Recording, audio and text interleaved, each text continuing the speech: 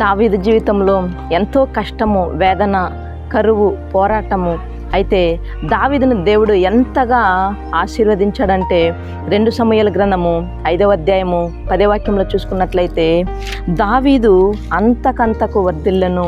మరి దావీదుని దేవుడు అంతకంతకు వర్ధిల్ల చేయడానికి కారణం ఏమిటంటే, మరియు దావీదు తన బలం పైన ఆధారపడకుండా దేవుని శక్తిపైనే ఆధారపడి జీవించినటువంటి వ్యక్తి, మరి విధేయత కలిగినటువంటి వ్యక్తి, మరి దేవునితో ఎంతో సన్నిహితమైన సంబంధం కలిగి ఉన్నాడు.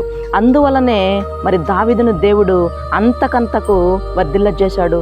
ఎంతో దేవుని పట్ల విశ్వాసం కలిగినటువంటి వ్యక్తి, మరి పాపం చేసినా కూడా వెంటనే పశ్చాత్తాపపడి దేవుని దగ్గరకు తిరిగి వచ్చినటువంటి వ్యక్తి. మరి ఈరోజు నీ జీవితంలో, నీ కుటుంబంలో, నీ ఉద్యోగంలో దేవుడు నిన్ను అంతకంతకు వర్ధిల్ల చేయపోవచ్చున్నాడు. మరి దావీదు వలె నువ్వు విధేయత కలిగి, మరి దావీదు రాజైనప్పటికీ కూడా గర్వపడకుండా దేవునికి కృతజ్ఞత కలిగి ఉన్నాడు. మరి నువ్వు ఏ స్థితిలో ఉన్నను కూడా ఈరోజు నీవు దేవునికి కృతజ్ఞత కలిగిన వ్యక్తివైతే, దేవునితో సన్నిహిత సంబంధం కలిగినటువంటి వ్యక్తివైతే తప్పకుండా దేవుడు నిన్ను మరి అంతకంతకు నీ జీవితంలో నిన్ను వర్ధిల్ల చేయనుగాక. ప్రార్థన చేసుకుందాం. తండ్రి యేసయ్యా, నీకు వందనాలు ప్రభువా. నా తండ్రి, నీ బిడ్డలు ప్రభువా, ఎంతమంది జీవితంలో అయితే నాన్న కరువు, నాన్న కష్టము, వేదన, పోరాటాలు గుండా వెళుచున్నారు ప్రభువా.